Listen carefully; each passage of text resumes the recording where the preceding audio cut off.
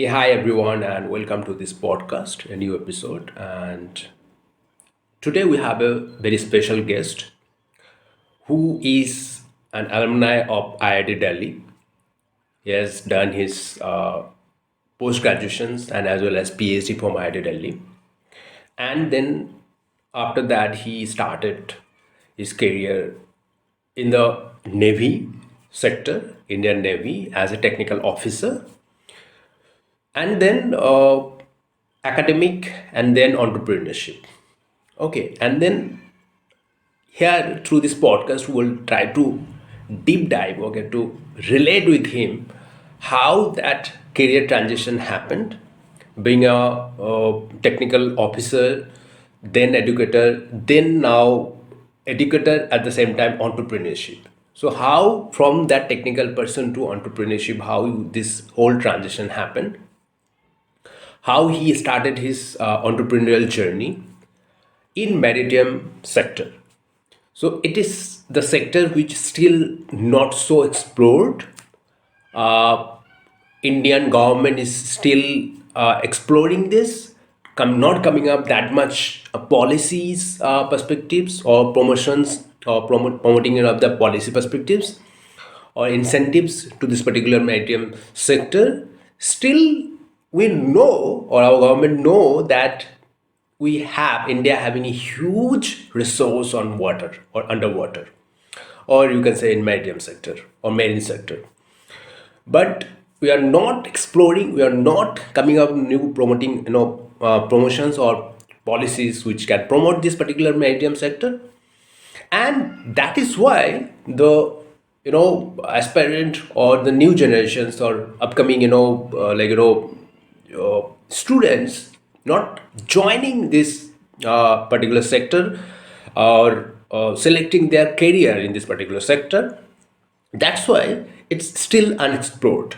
So we think this podcast gonna give them or reveal that kind of a potential of this medium sector, how student or aspirant should enter in this medium industry, start their career, not only start their career in as an employee, but also they can start their career as an entrepreneur, how they can come up with more startup ideas in this maritime sector. Okay, definitely we're gonna explore or reveal more in this maritime sector through this podcast, because today we have a very special guest and who is the expertise in this particular domain, called maritime and especially underwater resources, underwater technology, underwater solutions he normally provide through his organization. So he is a founder of a startup. He is also running his research center in maritime sector. I'm going to recommend this podcast to all the aspirant who want to start their career in maritime sector, and all those investors who want to invest in maritime sector, and as well as all those entrepreneur, aspiring entrepreneur, or even existing entrepreneur or experienced entrepreneur, but they wanted to expand their business and they wanted to invest or they wanted to come up with a new product or solution in maritime sector. Then this podcast is highly recommending this podcast to you. So sure, definitely this is gonna be very impactful for your for your life, I think so. And let's without further delay, let's deep dive with this podcast. And thank you for joining, and keep continue your support with us, and don't forget to subscribe our channel Market Research Universe. And also don't forget to recommend us to come up with more episode in particular which domain you want. You can suggest us also. So okay, so let's start with the podcast. Of course, they are Arnab sir, welcome to this podcast, and thank you for managing your time. Okay, so yeah, so could you please tell us about your throughout journey, like how you started your career, and in after IIT Delhi, graduations, and then I think you have done PhD from IIT Delhi, and how you started your career from as a technical officer in a Navy, in the Indian Navy, and then transition happened, like you started your own firm, and how was this transitions happened, and to please enlighten us, yeah. Thank you, Mirdul. Thank you very much for inviting me. And I think uh, it's important for our young people to know different journeys, and probably mine is also one of those unique journeys. I joined the Indian Navy way back in 1990 as a cadet. There was this special entry for technical people. Straight from school, I joined the Indian Navy as a technical entry, and I graduated as a electrical engineer in the Navy. And my first appointment was on a destroyer, looking after the anti-submarine warfare systems. And so at that time, I didn't really think much. When you are part of a system, the system tells you what to do, and you go through that cycle. And After my first appointment, I did a tenure in a dockyard. These are very standard career paths in the Navy. But then I got an opportunity to move to IIT Delhi, because some of us in the Navy get opportunity to go to various IITs for their masters. So once I joined IIT Delhi for masters, it was my dream definitely to be part of IIT. And once I got an opportunity, of course, there was no looking back. And because of whatever my grades in the master's program, MTech in radar and communication, as the IIT recognizes it, but in the Navy we call it underwater electronics. So we understood a lot of underwater subjects, and projects were also related to underwater. So it was like a consolidation from my first appointment and then my master's degree. But because of my grades, IIT insisted Navy to let me continue, because there were different projects also being undertaken by the IIT for the Indian Navy and various DRDO organizations and the PSUs. Mhm. So I got this opportunity to continue in IIT for another 5 years after my masters. So since I was there, I thought, it can't be a better opportunity. So I also uh, you know uh, uh, registered for my PhD. Of course, there is a selection process. I was lucky to get through that. So I managed to do my PhD also from IIT Delhi. But while I was doing my PhD, there were a lot of other activities happening in terms of research for the Indian Navy, for the DRDO, and various such organizations. So basically, maritime research or maritime security research had become a priority. And I got an opportunity. The nuclear submarine also, we did some projects. So those were very good exposures for somebody like me. But the most interesting part is that parallelly there was also a freshwater dolphin project that was going on in our group, along with Tokyo University and WWF. And Mhm. it matched my profile very well, because being from the Navy, you can also look at waterfront deployments and those kind of things. So Mhm. and plus, being a PhD scholar, you understand the technology part of it also. So I immediately jumped at it, and people were kind enough to let me be part of that project. But that remained with me for a very long time, and I must definitely thank the Navy and others to allow me to do that. So even after I came back to the Navy, I continued to be associated with that project. And Mhm. plus, after my IIT tenure, I went to a ship, because these are mandatory in the Navy. When you are there, you have to serve on ships. And so there Mhm. also I was in the electrical department. So again, you have to look at both technical part and also a leadership role, so that the ship is able to perform well at sea.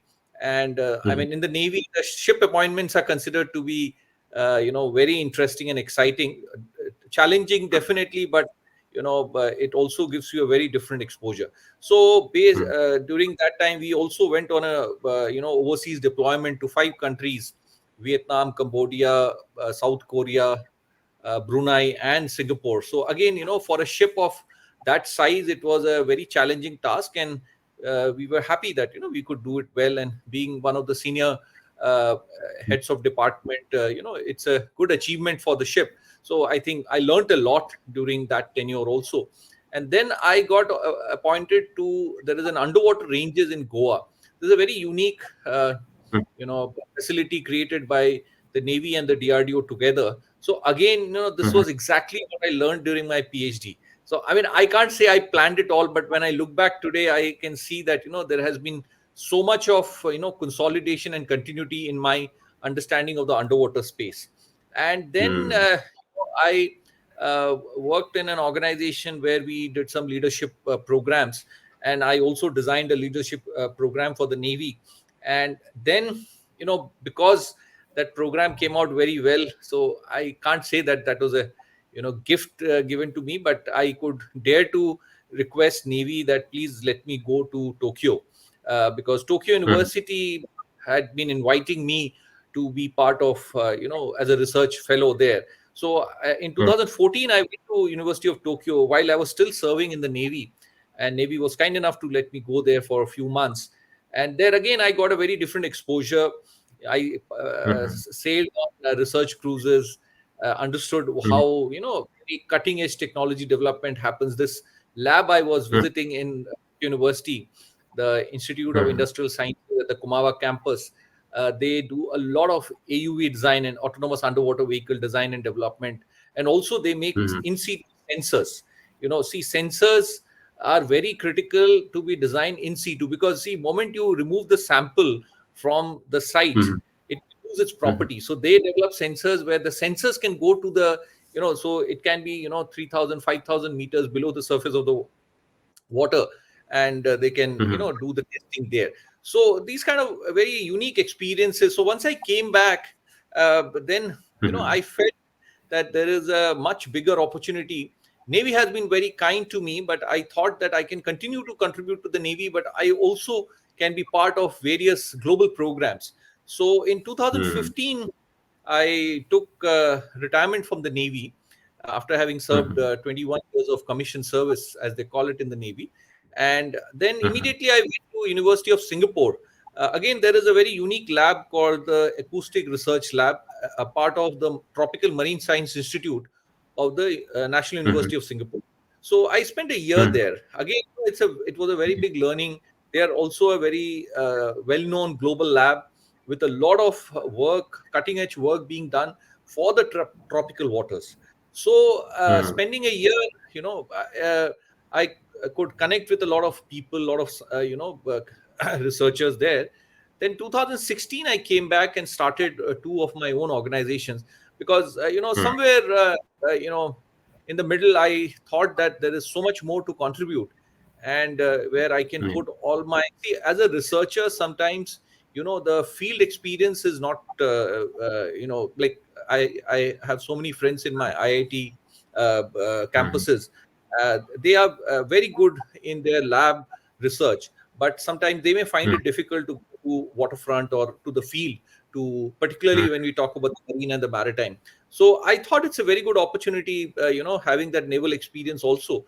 So I started these two organizations, but also I realized that if you remain very much limited to the technology development also, you may not be able to make larger contribution. So I also started looking at maritime strategy aspect, because finally the policy will drive any new area, right? I mean, underwater, if you ask me, it is quite sad to say that 75% of the earth is water, 70% is marine, Yeah. and 5% is fresh water. But you won't hear too many people saying that I work in underwater. So I mean, I think it's a misplaced priority of human endeavor that underwater is not getting so much. And see, most of the resources, threats, and concerns originate below the surface of the water. So if Yeah. underwater is not prioritized, then I think as a human race we are missing out something. So I saw this as an opportunity, and because of my research background being for the in the tropical waters, I thought it's a unique opportunity for me to take it forward. So I started two organizations in 2016. One is called the Maritime Research Centre. I mean, I conceived them in 2016, but it probably came into existence in 2017. So, Maritime Research Mhm. Centre is a not-for-profit entity looking at the policy and the capacity building. I call it a technology-driven think tank. And the second is Mhm. NirDhwani Technologies, which is a Mhm. startup, looks at the Mhm. innovation and commercial opportunities Mhm. in this. Mhm. Both of them together are taking forward what I call underwater domain awareness framework. I mean, underwater domain awareness is Mhm. nothing but what is to monitor what is happening below the surface. We'll talk about it in due Mhm. course. Definitely. Framework look at Mhm. all the three aspects of policy intervention, technology intervention, and uh, capacity building. So I think I will stop here, and we can discuss and move forward. Yeah, yeah. So it is very interesting actually because I was also going through your profile and you, whatever you explained here is very interesting because something you started as a technical person, technical officer in Navy, and then academics, and then research, and then contributing a larger perspective to our economics. So you started that entrepreneurship journey. So as you know, normally in our podcast we normally ask these questions to all our guests that some sort of entrepreneurial touch, and how because now it may sound in present days, it may sound entrepreneurship is in trend and it sound kind of glamorous nowadays, but it was not that glamorous or that easy to take that kind of a decision, like 5 years or 3 or 4 years down ago.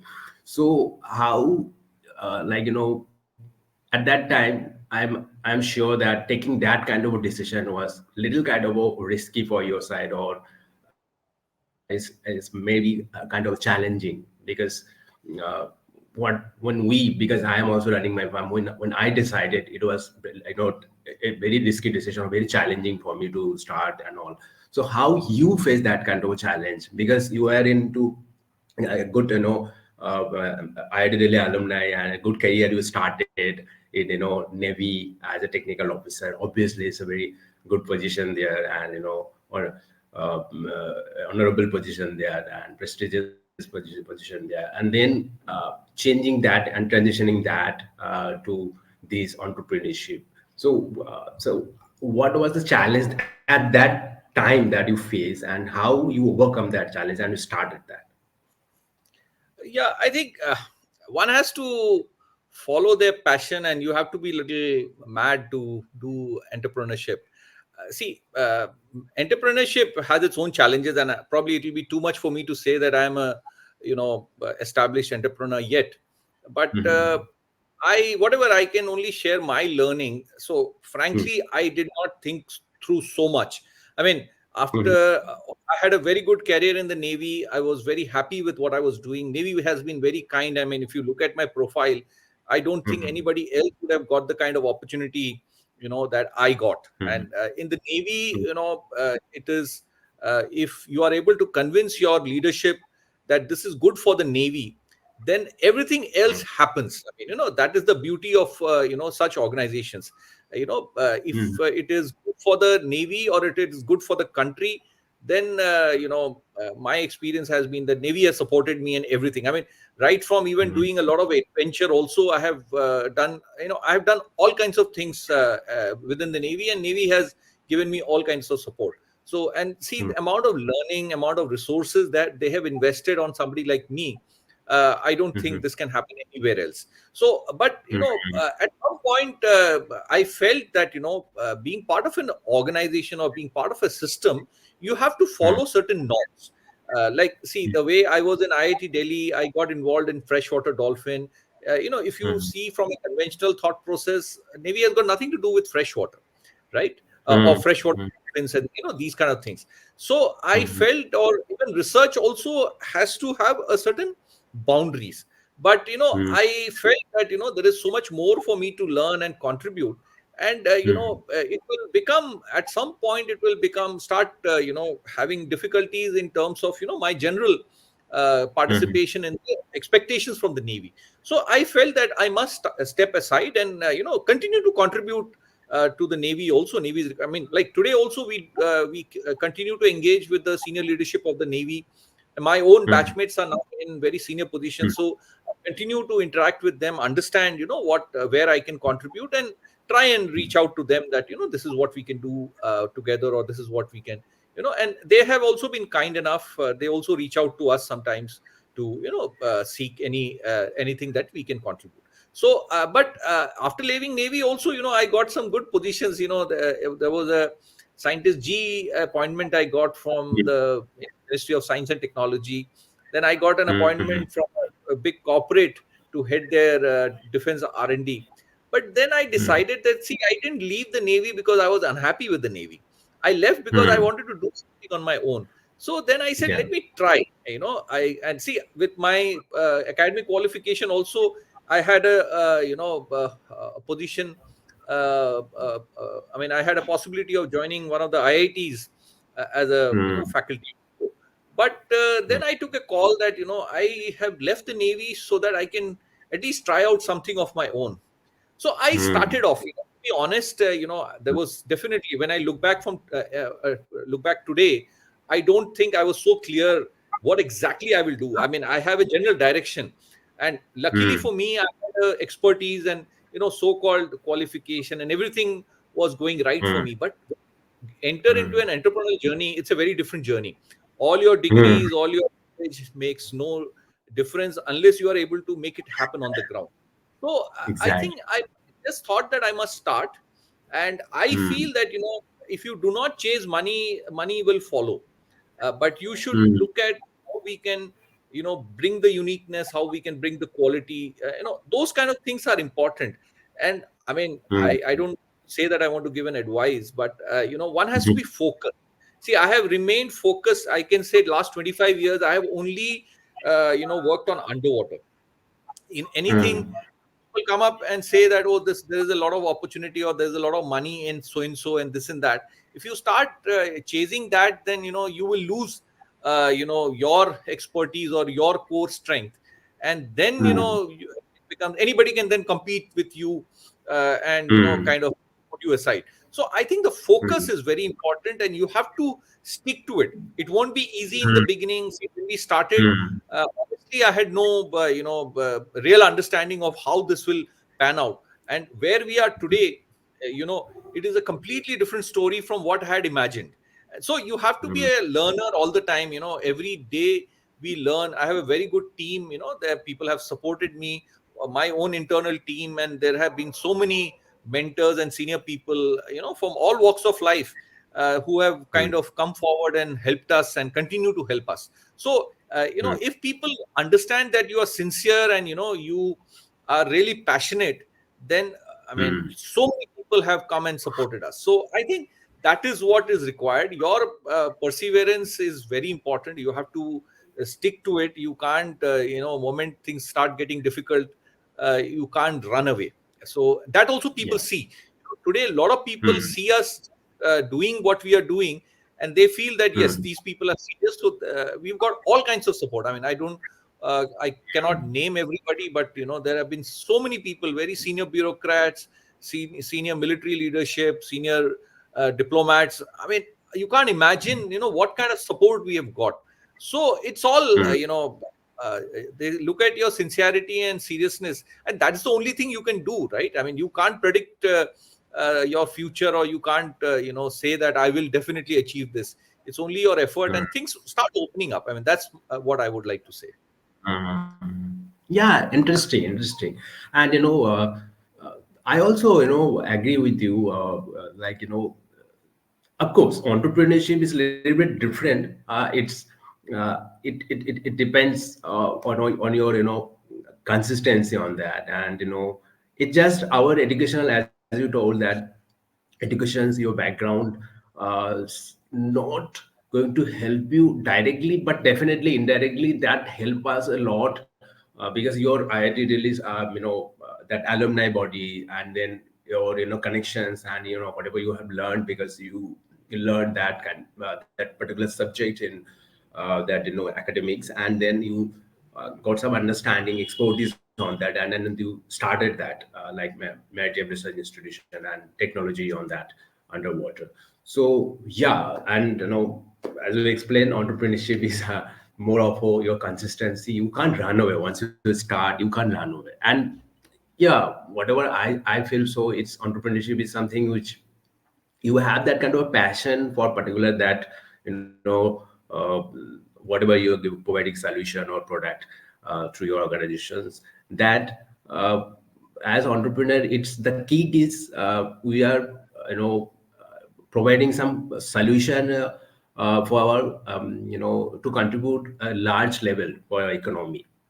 That's the key, that's the passion, that work behind entrepreneurs. And same with you. And yeah, challenges of course there, but it's that when you go to sleep, and then uh, that bedtime, you remind the whole day's work, and it feels good actually that you are working for our economy and doing. But one interesting your organization that providing solution, or your expertise is in underwater, which is I think very niche, not that explored till the date. So could you please give us some, enlighten us that how, what is this, underwater, electronics, and what exactly your company providing that solution, and how, could you please enlighten on that particular niche, and yeah. Yeah, see, what both my organization, whether it is Maritime Research Center or NirDhwani Technologies, Neer is water, Dhwani is sound. See, as you know, 75% of the earth is water. I mentioned this a little earlier also. So, broadly, there are four stakeholders. These stakeholders, first and foremost, is the strategic security, right? I mean, strategic security is also divided into two categories. One is internal and one is external. External is, you have other countries trying to, do some mischief, and they can attack you. So, we have these defense forces, armed forces, which are there. So, Navy plays a major important role for maritime security. And then you also have Indian Coast Guard. So their requirements, like Indian Navy or external security agencies will face challenges of submarines trying to do mischief for you. So those kind of things, how will you detect them, and various aspects. So security is a very important, so that some external power should not able to disrupt any of your interest. The second is internal security. Sometimes we have internal issues, and I come from the northeast. There have been these have been disturbed areas. We have water bodies. Brahmaputra is a very unique river. So these transboundary rivers also can have certain issues, or very closer to the coast. Some of your own people can be misguided by external powers, and they can do some mischief. So how will you make sure that your waters are safe? There is no disruption that created from the water bodies. So that is one first stakeholder. Second is blue economy. There is so much commercial opportunity, whether it is fisheries, whether it is aquaculture. Seaweed is becoming now very important. Deep sea mining, now there are so many resources that are available for the entire electric vehicle EV initiative. Also, rare earth metals are required: nickel, cobalt, magnesium. They are abundantly available in the deep sea. So how will you kind of access them? How will you make sure that these are available to you? You are able to exploit them and extract them. So there are a lot of commercial opportunities. So we put them in one category of blue economy. How to monetize the underwater resources. And I'm not limited to the marine. There is so much resources in the freshwater systems also. Our river systems, lakes. There's a lot of oil is there. So much oil is available. So oil and gas industry is very big. So how will you step into this is another important area. The third is sustainability and climate change risk management. The global community is now waking up to sustainable management of our resources and everything. So sustainability has become a very big buzzword. But do you really understand how do you manage this? Climate change, extreme weather events have become a very big challenge. So how will you manage that? So that is the third category. And the fourth, I would say, the most important thing is, how do we get more and more science and technology into it? Today we talk about digital transformation. So how do we ensure digital transformation in the underwater domain? Right. I mean, digital India has become a very big thing. Honorable Prime Minister is kind of pushing that very aggressively, and the government is giving a lot of policy support. But digital India has to also go to underwater, right? See, if you look at India today, our terrestrial landmass is about 3.4 lakh square kilometers, right? But the EZ, exclusive economic zone, or the maritime India, is also of this almost the same. Sorry, the land is about 3.7 and the maritime is about 3.4. So I mean, this is almost similar size, but the Similar. contribution of the maritime India to the GDP is less than 3%, right? So it's like having the resources and not using it. So how do we make sure that we exploit the maritime resources and a larger contribution to the GDP is a important area. So there are a whole lot of factors, but it has to be under a proper governance mechanism. So I think the digital transformation can make a huge difference in terms of, but it is not being taught in any academic institutions. I mean, see, India is a country, we are the most populous country in the world, right? When we got this distinction recently, uh, good, bad, ugly, that's a different debate. But what I'm saying is, it also brings a lot of challenge, that how will we provide meaningful career opportunities for the young people? They're aspirational. They are Yeah. a young people population wants to contribute, but they need to be Yeah. given directions. They need to be skilled properly. Do they have the right kind of attitude? So, or do they know where to go? Where can they make contributions? Right. So we are looking at all those aspects also. I mean, that's the capacity building that you need to do. So I saw this as a Yeah. huge opportunity. And see, when Yeah. we talk about development, many times development becomes a little skewed. The coastal communities, the riverine communities get completely sidelined.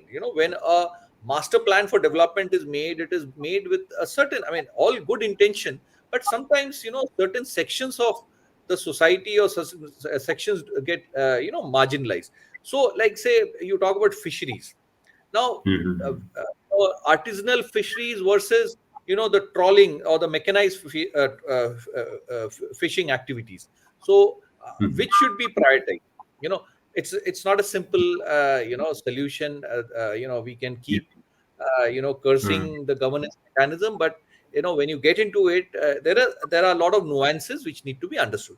So, my proposal is, underwater domain awareness is nothing but having a better understanding of what's happening, and then using it for a better governance mechanism. And the best thing is to drive it through the digital transformation. So my point is that the next generation, I mean, the aspirational young India, has to look at the underwater world to do better meaningful engagement. And see, everybody, all of us have come to this earth, we have to make some contribution, right? So Yeah. what Yeah. is that contribution we make in our short lifetime, or whatever you want to call it? How do we make our presence felt, is what we need to look at. So I thought this opportunity, there is this can open up whole lot of new areas where, so now, see, Prime Minister has been kind of pushing this. Every big forum, he has been talking about the oceans. When in the G20 declaration, they have announced ocean economy. The Indian blue economy policy is likely to be announced in a couple of months. So it's almost, I mean, the final draft is ready now, because I'm part of one of the committees. So the government is definitely prioritizing. A lot of fund allocation is there, so it can really create a lot of new opportunity. But our young people have to know. See, opportunity is come and go, but you will be able to make sense of the, or take advantage of the opportunity only if you are ready for it. And you will be ready if you can skill yourself correctly, or you can develop the right kind of knowledge. And you have to be standing in the right line, right? If you are standing in the wrong line, opportunity will come and go. So that's what I thought. It's a good opportunity, and this is a new area.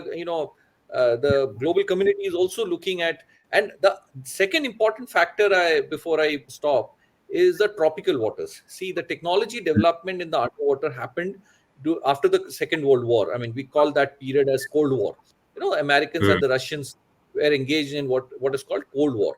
So during that period, the technology development happened at its peak, right? But that technology, particularly pertaining to the underwater, was in the temperate and the polar region, and that when we import it in present context in the tropical waters, doesn't give you the right kind of performance. So there is no alternative to indigenous development. So I saw this as an opportunity, and I thought we can contribute a lot. And today, we talk about AI, artificial intelligence, and machine learning, and all that. See, the whole world is looking at India. Nobody else can do this better than us.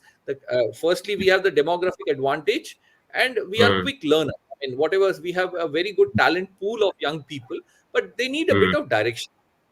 I mean, we have to tell them what they can do, where they can contribute, and I mean, data science or AI, a lot of people understand, but the domain expertise is lacking.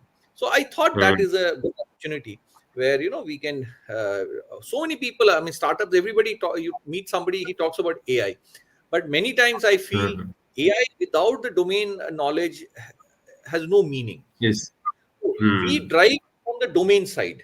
We also, I have a very strong team on AI and ML and all that, data science and data analytics. But we don't drive it from that side. We drive it from the domain side. You understand the underwater domain first, and then wherever AI is applicable, you put that. It should not be the other way, right? Understanding the domain is very Yeah. important. So I think this is a sunrise sector. Everybody is looking at it, and if India can make a difference, nobody can. I mean, we are, as it is, doing very well as a nation. The global community is looking at us very seriously, but we have to look at these new areas where we have a strength, and we should be able to capitalize on that. So I think I'll stop here. Yeah, very interesting. Exactly, so I was about to ask you about that, that new policies. So before I, deep dive on that, the policy or government support on maritime or, this particular, domain. But just to, clear on that, this underwater electronics and then underwater as a niche or a business perspectives or commercial perspectives is still not that explored. And I think there is some uh, what can I say, I mean, earlier, I'm not sure now, but earlier people are thinking about maritime is kind of very boring job or something like that. Okay, not explored, not that glamorous, not that trendy. But the way you explained us is kind of very interesting now. I know definitely people are new generation, young generation should or aspirant should join this particular sector, because of course, as you told, it's near about similar percentage of the land we have, and that maritime sector. But I was just going through another, I just going consuming some data from another YouTube channel. So there, a person was talking about that, India is doing a lot of investment on R&D on like the energy of ocean, and that's like tidal ocean, the electricity from that, the power of tidal and generating electricity. So it can like uh, going to supply a lot of energy which can balance this present scenario, like if you think about that present that global warming happening, and then if you wanted to balance this, the net zero uh, you know uh, balance is important. Okay, or carbon emissions, whatever happening. So net zero only can possible if we come up with a lot of renewables now. Okay, and eventually decrease that thermal power generations. But now as 75 to 80% is still generating electricity, generating from the thermal and all. So it's generating a lot of carbon emissions. So that's why I think government also, promoting this title and investing a lot of, uh, you know, investing in that particular maritime and this energy from tidal or ocean. So we should I think the young generations and aspirants should try this, join this particular sector, maritime and whatsoever coming ocean energies sector and all, and it's really going to I want boom actually. to answer Yeah, your question in three parts, yeah, yeah. starting with one data that we know more about the space than the underwater, right? Hmm. I mean, very little is known about the oceans or the underwater space. So Hmm. that's a very important. I mean, more number of expeditions have gone to space than the deep ocean. Hmm. The number of expeditions that have gone below the, I mean, the below the deep ocean is, Hmm. maybe in single digits. So that is Hmm. one aspect one needs to. So we need to understand the underwater space. The second is, Hmm. when we talk about the marine, people just talk about, earlier people, I mean, like when I started saying that I'm doing work in underwater, so they said, you go and talk to the Navy and, don't bother us, when I was talking to some senior bureaucrats. But, Hmm. you will be surprised to know there are 17 agencies with whom I have to Hmm. deal with, 17 ministries, right from Hmm. water resource. I mean, Jal Shakti ministry is there, then environment is there. Environment has, a whole lot of dimensions to it. Hmm. So that is relevant to us. The Navy, of course, or Ministry of Defense, because, all Hmm. the security related aspects. Ministry of Commerce is there. Ministry of Earth Sciences is there. Ministry of Science and Technology is there. So, both marine, then Ministry of, Energy is a very important sector. There is so Hmm. much energy coming from the underwater space, whether it is deep ocean mining, or, deep sea mining, or, there are so many renewable energy sources that are being looked at. So there is a broad canvas, and, typically what happens is, because of lack of awareness, people, try and do things on Yeah. their own, right? And that Hmm. becomes Yeah. easy for the people from outside to come and exploit you. So it is not taught in any academic institution. So, the general awareness among people don't even understand the difference between marine and maritime. Like, I Hmm. was part of a committee to set up a university in this subject. So in that Hmm. also, with learned people, we were not able to understand whether we should call it an ocean university or a maritime university. What is the difference between maritime and marine, or maritime and ocean, also was not clear to many people. I mean, these are learned people, these are not, some some uneducated people. So, there is a general lack of awareness, about this. People just think ship, ship is just one part of it, shipping, as we say. But, if you, so what we talk about, this UDA framework that we have talked about, we should see, when we do technology development, this technology may have applications across various other stakeholders. So they should all come together, invest in research, and then take advantage of it, right? So that is a very crisis today, that, because of lack of awareness, you are not able to optimize. And see, we are a developing country. Resources will never be enough.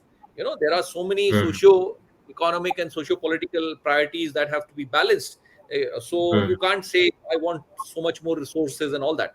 Like, I'll give you an example of, that 26/11 happened. It was a very big security, breakdown that happened, and, so many people lost their life, and it was a very serious issue. But at that time, the of course the Navy and the security agencies wanted more resources to make sure that, we are safe. But the government also has to do a balancing act. There are people, there are farmer suicide happening. There are people who are not getting enough to eat. So when the budget allocation happens, it has to be distributed equally. So now, when I was talking about this new technology and, these important technologies, can the Navy budget fund capacity building in the whole country? It cannot. So how can we share the knowledge that we develop, the skilling that we develop, can be shared across various stakeholders, so that, or they can also, corporates can also take advantage, and they can then invest in this kind of thing. So that is the model. I mean, if you don't have much time to talk about the UDA framework, I would request your viewers to go into our website. We also have a couple of, I mean, we have our own YouTube channel. So we've explained what is this framework we are talking about.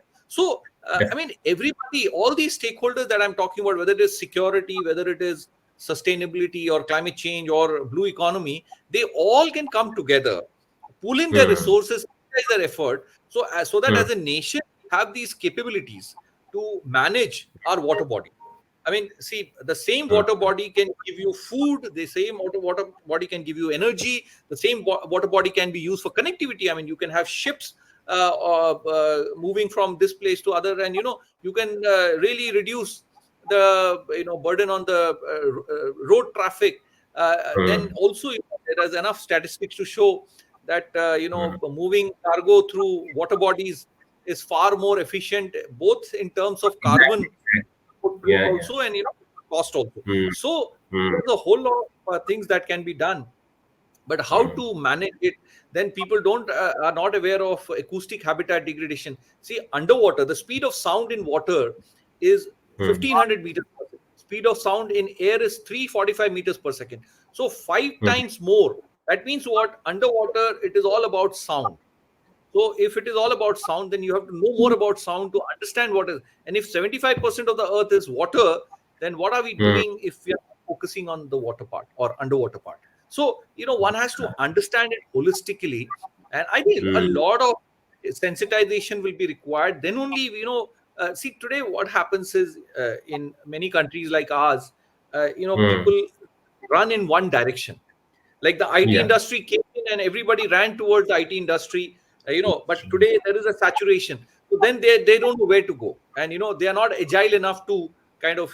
So Mm. I feel that Right. underwater domain, the way we are pushing it, can open up huge Mm, amount of opportunities for the young people, whether it is for entrepreneurship, whether it is for you can be part of the security establishment, you can contribute. I mean, let us focus just the innovation part of it or the startup ecosystem. mm, You can contribute mhm, everything, and the government is now open to welcome you in every. Even defense is being opened up. If you have a very smart idea, even the armed mhm, forces are very open to discussing with you, and if you can give them solutions, they are mhm. more than happy to accept you. But you have to have a domain knowledge, so you have to Yeah, yeah. invest in terms of understanding and build up those capabilities. And there is Mhm. huge opportunity, I think. The global community has started looking at the oceans, even climate change. The Yeah. best monitoring for climate change can be done underwater, because, as I Yeah. said, speed of sound is related to temperature change. I mean, global warming is what? A temperature change, right? So Mhm, the speed of sound varies 4.6 meters per second with 1 degree temperature of temperature change, right? So mhm, you can monitor mhm, global warming best with sensors underwater. So there are various aspects. I mean, I'll not go into the technical part of it. So I think mhm, the whole world, your climate is managed, or the circulations are managed through the ocean. So mhm, if there is severe degradation in the ocean or the oceanic mhm, systems, I think mhm. we will never be able to achieve climate change management. So there is a lot that needs to be understood, and a lot of investment is required. I mean, investment not just in terms of money, but also people, looking at this, and more people have to take this as a priority and look at it. So I think I'll stop here on this aspect. Yeah, yeah. Very interesting. So, I think, see, we all know that 75% of this, Earth having water, but that's a huge resource for Earth. But we humans are not, you know, coming up with proper, or using that proper resource. So we should use this huge resource and come up with some more solution, or come up with some more See, product I mean, the which have. problem is sensitizing at multiple levels. Even Mm, policymakers are not aware, so there is no yeah. policy. See, without So I policy was just backup, going to. I mean, you Yeah, can't blame the young people that they are not doing this or that. So exactly. I mean, academic institutions do not have curriculums. Mm, Their skilling programs do not include all this. So we are looking at five pillars. I mean, if you look at the way mm, we are driving the UDA framework, research is an important area. So we have to attract as many. I mean, I'm happy to say five people have done their PhD with me. They all belong to various organizations, including somebody is the Navy also, and somebody in the mm, academy, or somebody in the corporate. So research is the first pillar, I would say. We have to do a lot of indigenous research. The second is academic programs. There is not a single academic program in this country with, we are a maritime nation of 7,500 kilometers of coastline. Our water Yeah, bodies are, river system is more than 20,000 kilometers, right? And exactly. we are Yeah, not yeah. using water, Using right? this So resource, it's a focus. huge resource And for us. academic institution has, a program on water, on acoustics, because acoustics is the de facto tool to look at this. Mm, We mm, are happy to say that, we reached out to the AICT and they have approved 10 courses, but I think a lot more needs to be done. But it is yet to be, picked up in any academic institution. So I think this is a big opportunity. Third is skilling. mm, How will you manage? The government has announced mega projects like Sagarmala is there, inland water transport, mm, and huge allocation of money is there. But I mm, don't think anybody is even looking at these aspects, to so mm, I think there's a huge opportunity in skilling also. Innovation, we I can tell you, give you, if you go to our website, there are more than 100 startup ideas which are very mature to be, injected into the startup ecosystem. So how these innovations can be picked up and how these can be monetized, there's a huge mm, opportunity. And the fifth pillar is your policy. What kind mm, of policy changes that needs to be brought in, and how mm, they will be brought in. It's very easy to say mm, things have to change. How will you implement, when particularly when we talk about policy change mm, cannot be done overnight. It has to be mm, done in a very systematic manner. It has to be done in a very calibrated manner. So how mm, will we make that change? So today, when mm, I'm happy to say, the UDA framework that we are looking at addresses all these five pillars: research, skilling, academia, innovation, and policy or strategy, right? So mm, one has to look at all these five aspects, and then, I propose a center of excellence where all these will mm, be five sub centers: a sub center on research, a sub center on academic programs, a sub center on skilling, a sub center on, an incubation center or innovation center, whatever you want to call it, and a sub mhm, center on policy. And all of them have to feed each other, right? Whatever mm, outputs you have for each of these sub centers, they may be strategically autonomous in their own way, but they mhm. have to provide inputs to each other. So I'm happy that government is looking at one of such sub centers, one of such center of excellences across the Mhm, entire Indian region. So I think mhm. there is huge opportunity, and young people, even the startup people who are looking for ideas, there is a huge Yeah. opportunity here. But they have to get a, I sometimes meet some people, they say, I want to build a drone. I said, drone for what is the application that you're likely to look at? Because in all these technologies, the end application has to be absolutely crystal clear to you. If that is not the that clarity is not there, then you are wasting your time. And Yeah, once exactly. you understand, you can be very flexible, you can be very agile, because see, you have to address, and the way we are looking at so many stakeholders in one go. So if you come up with a Mhm, technology like that, if one particular customer is not processing it quickly, you can quickly modify and make it available to the other customer. So mm, monetizing will become much easier, but this mm, requires deep understanding of the technology. Typically people look at just one application, try and chase that. They'll mm, build up something. If that particular customer or the client is not responding well, they get stuck. mm, Many industries or startups or entrepreneurs, and sometimes, in security, it is normally the government which has to give you mm, the contracts. Government may have their own priorities. Sometimes priorities change depending on the geopolitical or geostrategic mm, realities. But mhm, for entrepreneur, it becomes a life and death situation. So if he's not agile mm, enough to shift quickly, then he mm, gets stuck. So I think our young people, young entrepreneurs must understand this, and I think they have the ability to be far more agile and flexible. But that mm, requires deep understanding. The same product that I made, how can I, kind of fine tune it and make it relevant for another? So we have a very structured thing. I mm, don't have a opportunity to make a presentation, but if you look at mm, many of our, in the website, you can see a whole lot of thing. And same thing, when you build something, capacity building becomes a very lucrative opportunity for you. You can go around mhm, teaching a lot of people how to do it.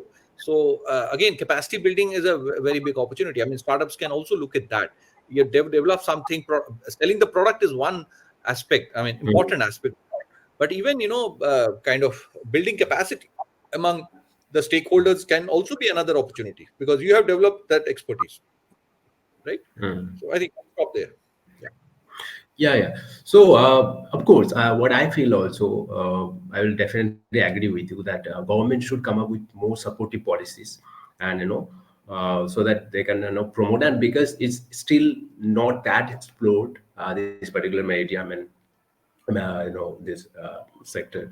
So people should aware like why most of Indians are graduating from engineering college and from medical colleges, from normal commerce on colleges, but they uh, uh, like from a long time they are on that particular conventional career, and then again and again government coming up the policies, some kind of new policies and all, but government not exploring this particular sector. And we still know that uh, India having a huge resource of this water and underwater. So I think, yeah, you are right, government should put more focus on the policy making on that particular perspectives. So so as you are just, this is very interesting question for you. So as you are expertise and you are working your educational background and your entrepreneurship, and you're running your own firm to give you consultation and technical solution on underwater and maritime whole ecosystem. So what exactly you want to, because it's a platform, so that we can reach to our audience as well as government policymakers also. So what exactly from your side, as you are expertise in this domain, maritime sector and underwater solutions, what could be the possible policies that can solve this kind of issues now? Yeah, any particular, because Thank you. you of course you That's a have very important your own absolutely. mind, because you are solution. So what can be the if you are a policy advisor, of course you are also policy advisor, so what is your advisory through this podcast to our government? Yeah. So see, I mean, whether it's a government or private today, things are opening up. Even private sector is also contributing significantly. But so Mm, I would say, this initiative or this huge opportunity can be done in a three-step manner. First is outreach. I mean, we have to do mm, a lot of sensitization across various people. I mean, policymakers have to be sensitized. A lot of discussions, whether through seminars mm, or workshops, or one-to-one interaction, roundtable, whatever you want to call. A lot of outreach is required, where policymakers, stakeholders, investors, VCs, whatever you want to call it, startup mm, enthusiasts, they need to be educated on what are the new opportunities, right? And mm, a very deep understanding of people can't be superficial because it's a new mm, area. What kind of expertise, mm, everything. So all the people, so I call it outreach. I mean, a lot of sensitization, events or whatever you want to call it, has to be done. Once we have done this mm, first thing parallelly, second is mm, engagement. Now engagement also has to be done on multiple levels. uh, uh, mm, right at the bottom will be the young students and young professionals, who are looking for career opportunity. So they need to mm, be, so if you look at the government, as you said, what should be the government doing? Apart from encouraging this outreach, in the engagement they should announce a lot of internships and fellowships, so that people mm, stay. Otherwise what happens is, young students nowadays come to us, 1 month they want to do internship. I said, 1 month mein kya hoga? How much will you learn, and how much will you be able to really put your skin in the game? So how mm, can the government announce certain fellowships, so that 6 months, 1 year, these people can, without worrying too much about what returns they will get, the government supports them, a bit of stipend and all that. I mean, this is a very standard way, I'm not mm, saying anything new. So fellowship should be announced so that young people get engaged, and these fellowships should be connected to the stakeholder. mm, So if somebody has given 10 fellowships, mm, it should be connected to an industry, mm, that these people are monitored mm, and supported by that industry. And they go, mm, or even it can be a think tank connected, and then a policy, some ministry of the government. mm, So some people can work on policy, some people can work on technology, some people can work on various other things, as a skilling, as I said, those 5 pillars. So we can have people working in fellowships announced for each of those pillars, and they are connected mm, to like a research institute, say it is a DRDO or a CSIR lab or whatever, they kind of are connected, and they are closely associated with these fellows. Then the industry, once they understand what are the opportunities, they can sign an MOU with us or whatever, they can be part of. So engagement with the stakeholders is very important. Stakeholders can be anybody, students, professionals who are looking at new opportunities, so that they can build a career. And while they're doing this, government should give certain Yeah. incentives, whether it is a fellowship or whatever it is. And somebody who's putting money, he can get some incentives of tax concession or whatever it is. Those mechanisms are there. I mean, so we do a lot of projects, all those things also, right? How to do it. The third is sustaining it. Now there are a lot of funding agencies, there are a lot of government research funding agencies, so all of them must allocate a certain budget for this. Okay. And they should so when you talk about sustaining, we have to have some long term projects, like research projects, 5-year research project, you do this, or 3 years research project, even policy framework. I mean, a policy framework can be built by somebody, right? So we need to look at it in a very holistic manner to make sure that it is done properly. So I mean, we have these things, but outreach, engage, sustain is a very important thing. Then only we'll be able to kind of make an impact on the ground. Otherwise, like Sagar Vision has been announced, but see, it's a very big thing. It's a very big vision. How to make it happen on the ground? These are the mechanisms. You require a sustained effort. Young people have to be supported so that they can build careers. So it requires a lot of involvement of various people, and that can only be done by the government. Government has to kind of put a framework, a very tight framework, where everybody is bound, and everybody is committed, motivated also.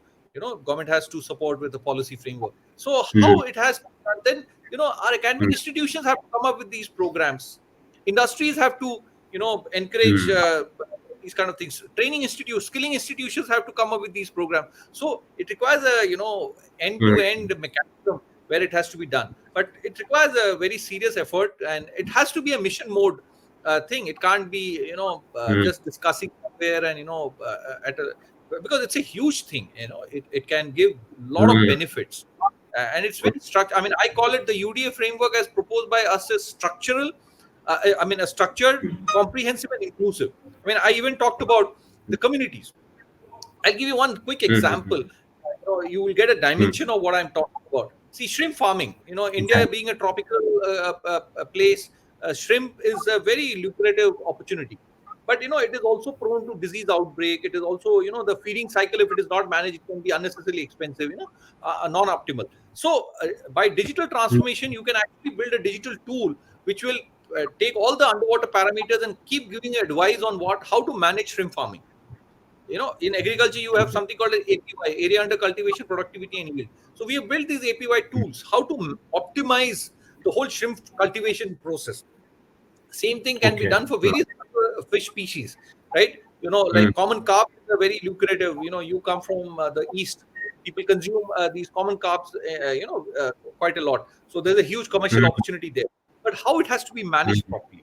So these tools can really help. And what I'm trying to bring out here is that our fishing communities, whether it is riverine or coastal communities, they are not supported. See, that's also a professional activity which should be supported by the financial institutions. These people don't get loan because there's a lot of uncertainty. But by this digital transformation, there'll be a lot of certainty in their practices, and that will bring in a democratization of this whole thing. Otherwise, if you are a corporate, you get loan, half of it you don't pay. A lot of acquisition. I'm not getting into the detail. What is right, wrong? I don't want to get into. But why are these smaller farmers or smaller fishermen not getting that opportunity?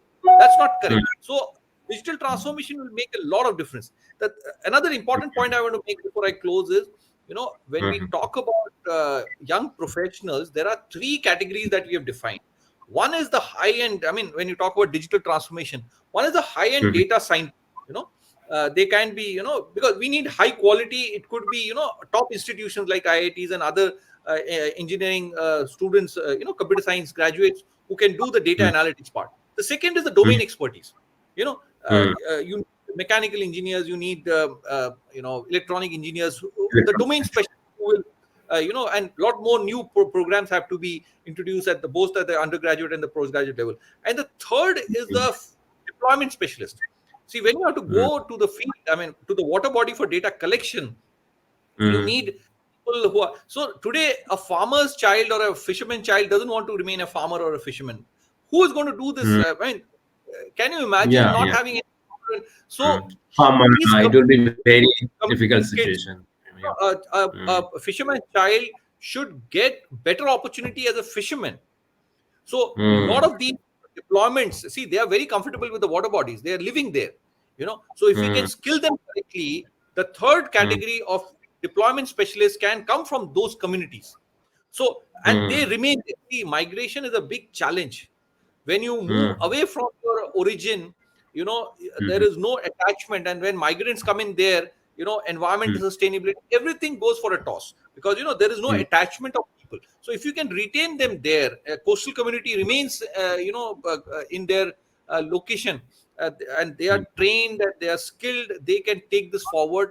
They get better opportunities, they can be part of the development process. And that's why I call it inclusive. I mean, in the G20 declaration also, people have talked about human centric development and all. I mean, these all remain on paper.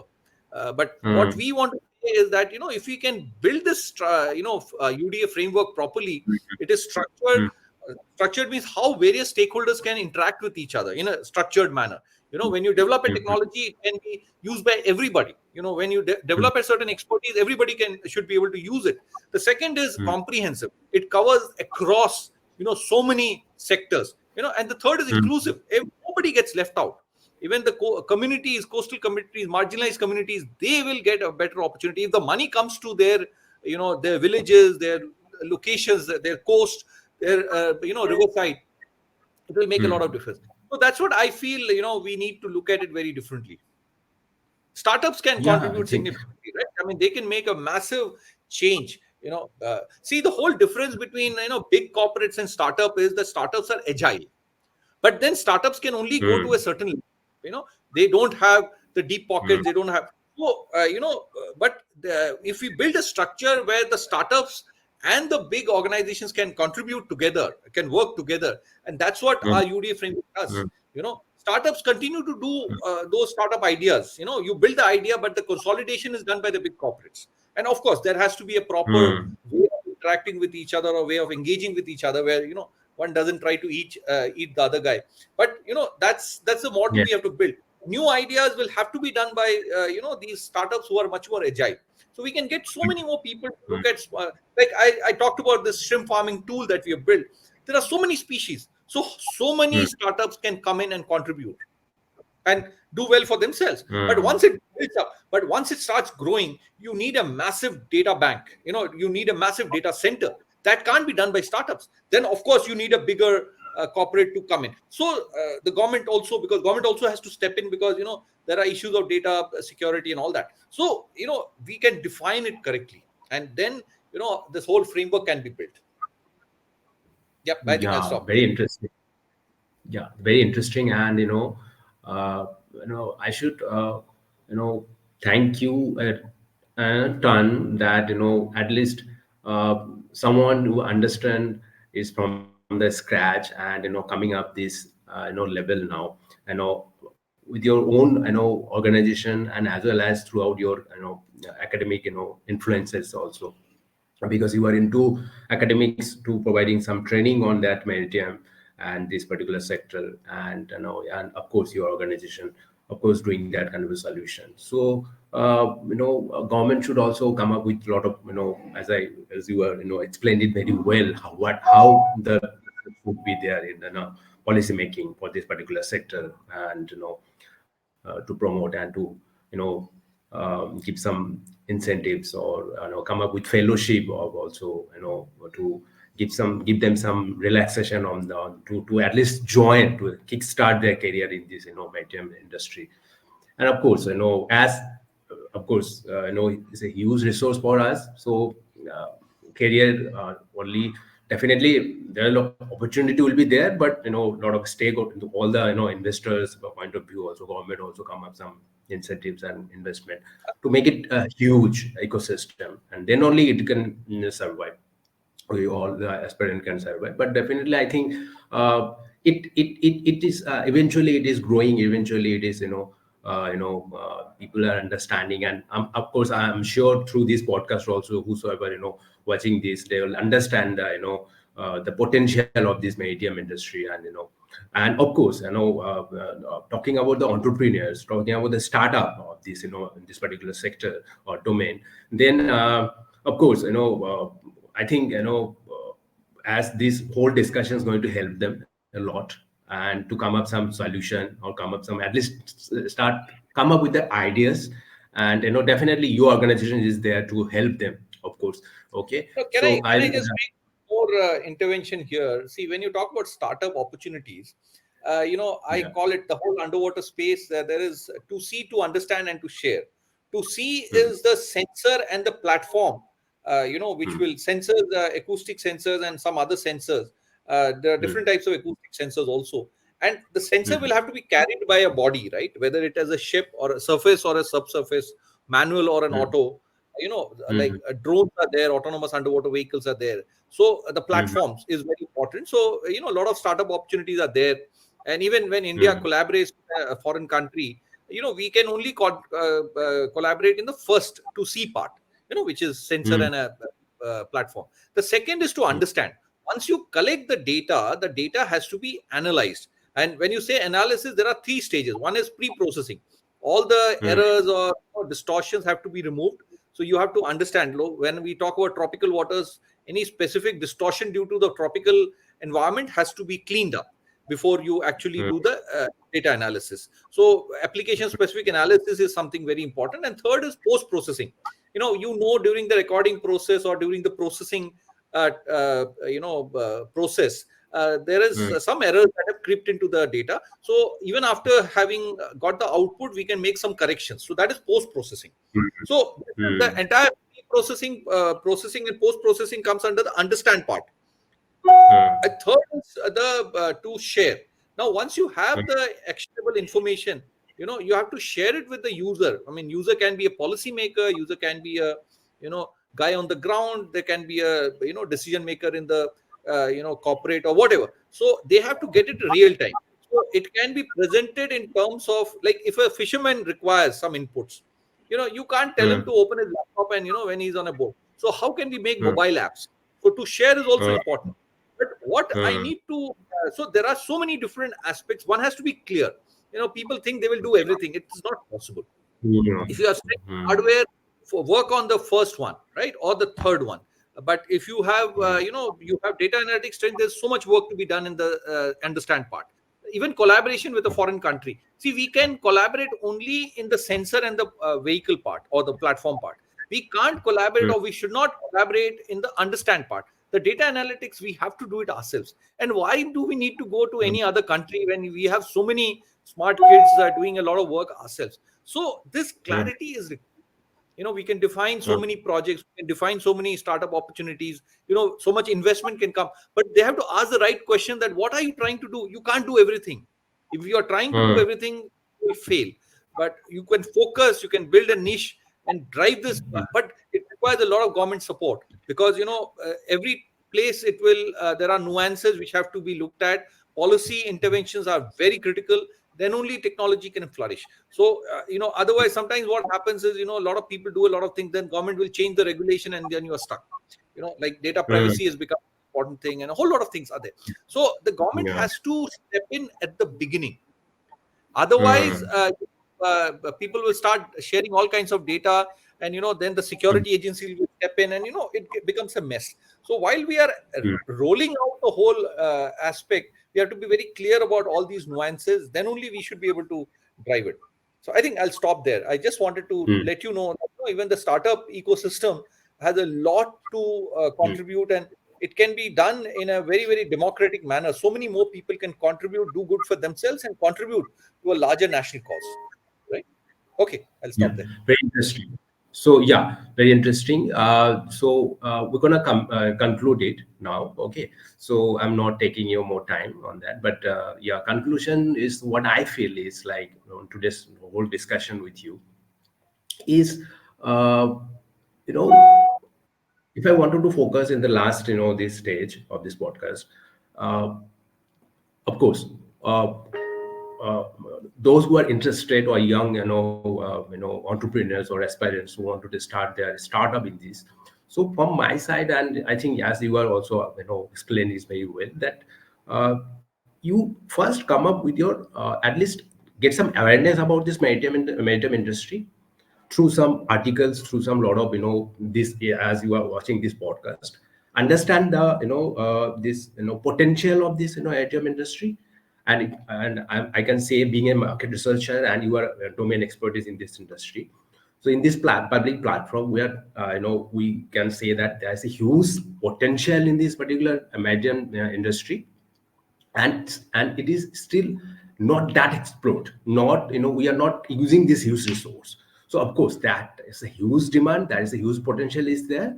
So entrepreneurs or new, aspirants should enter in this sector, and those are the entrepreneurs should understand first, and then they should brainstorm.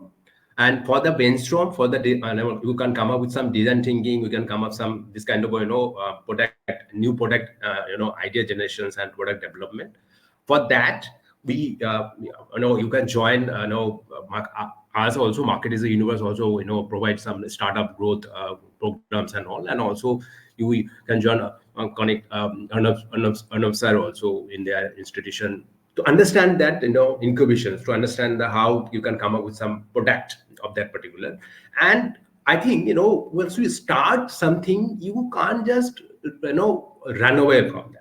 Okay, you have to understand something which is a bit a new, unexplored, sector. So when you come, like if I tell you, the, sector of, this, online food delivery, then 10 years ago it was a new model. Market was new, product was new, everything was new. But that the, always when you come fast, you will get some advantage. Okay, you'll definitely get some. You're gonna pioneer that particular domain and particular solutions. All right. Definitely advantage will be there. So you have to understand this potential. Being an investor, investors should invest this in this medium, sector. Come up with, supporting with a lot of startups, to all the investors here, not just going to IT and not just going to typical, all these, sector, but also come up with this, because it's a huge resource we have.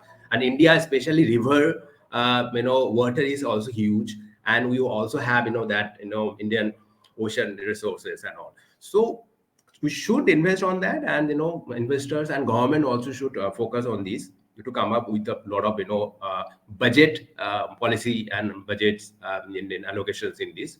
And as I'm, concluding this entrepreneurship part in this thing, so just, start, come up with an idea. And always remember, when something you starting, and you are getting some, like suppose you are, asking, that, some data privacy, and government sometimes, change the policies. But always what I feel, that there is a call pivot, there is a word called pivot. Pivot model is should be there. You need to be very flexible.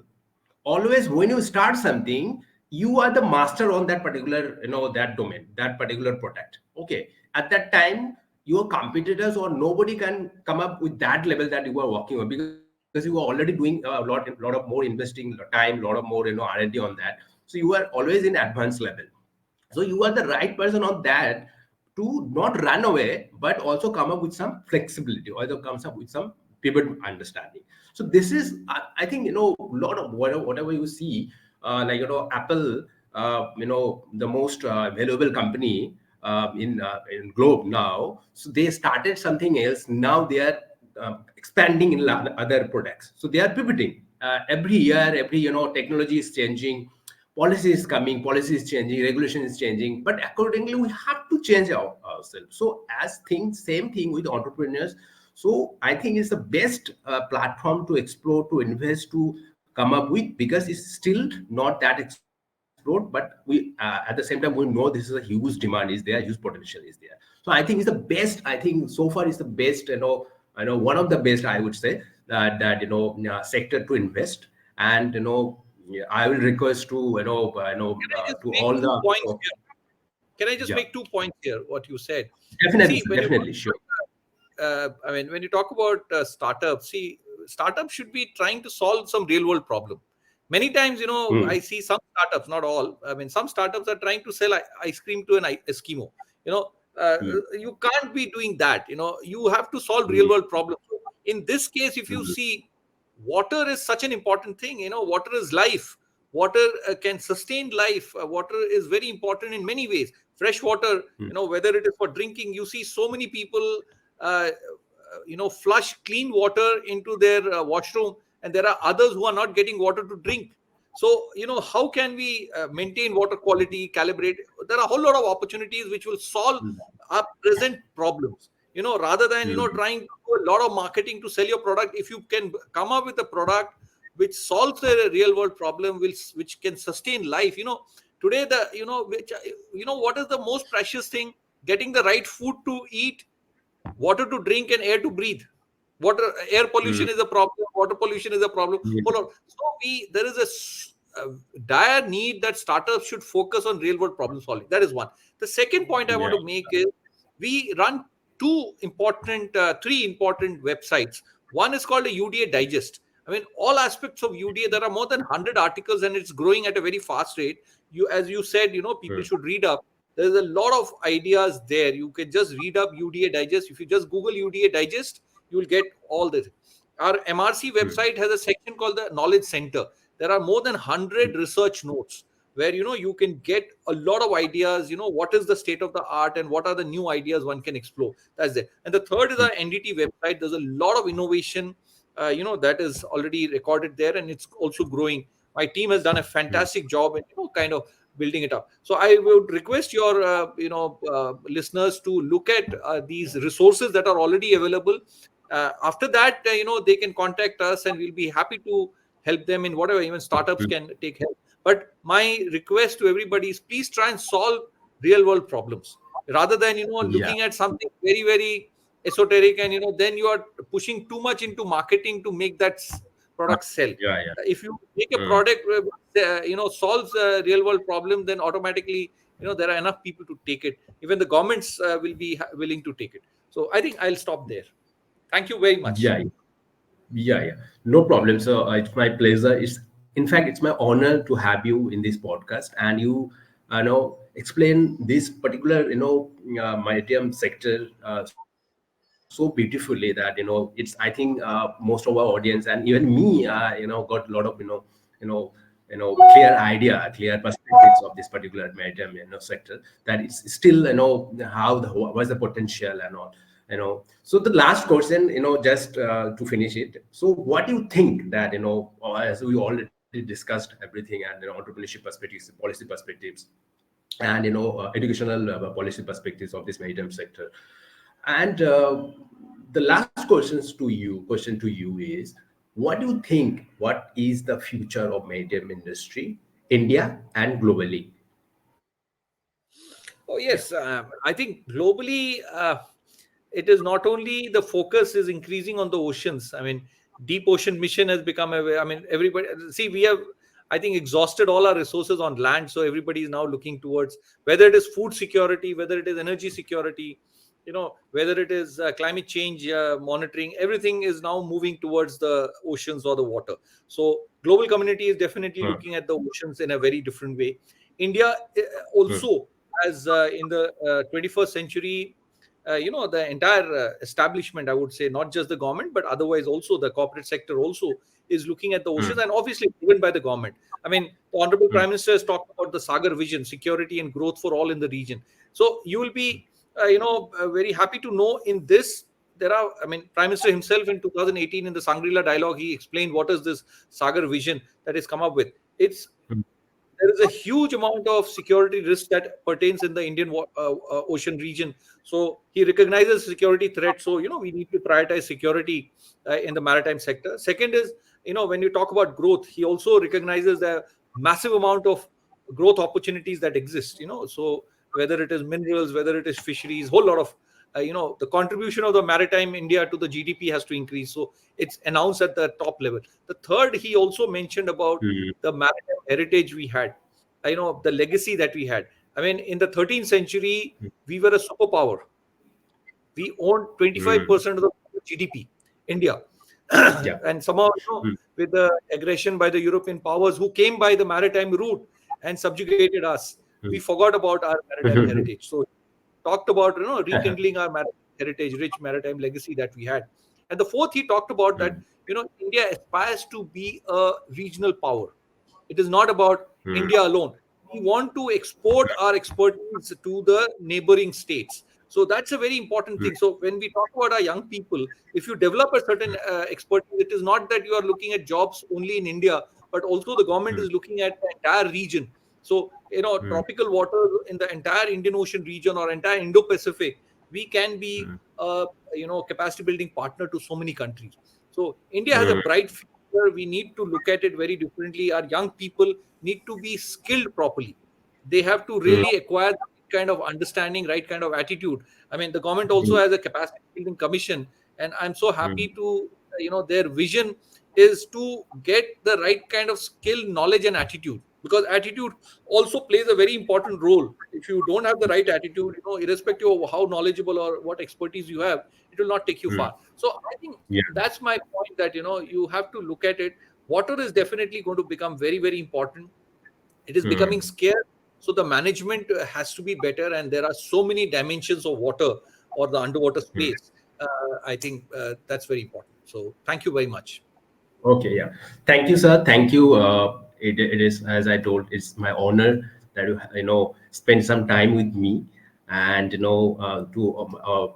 audience here. Please, I would request you. This is a new sector that you should explore your career. Your come up with a startup idea on that, and also, and even our institution is also there to accommodate you and give some understanding on that particular domain, and as well as to start your entrepreneurship journey also. And even you want some understanding on some sort of familiarization or medium in all this sector, then also we are happy to, and Arnab sir is happy to you know offer you some knowledge and programs also.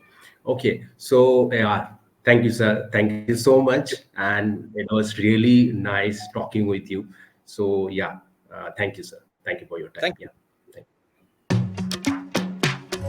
Thank you.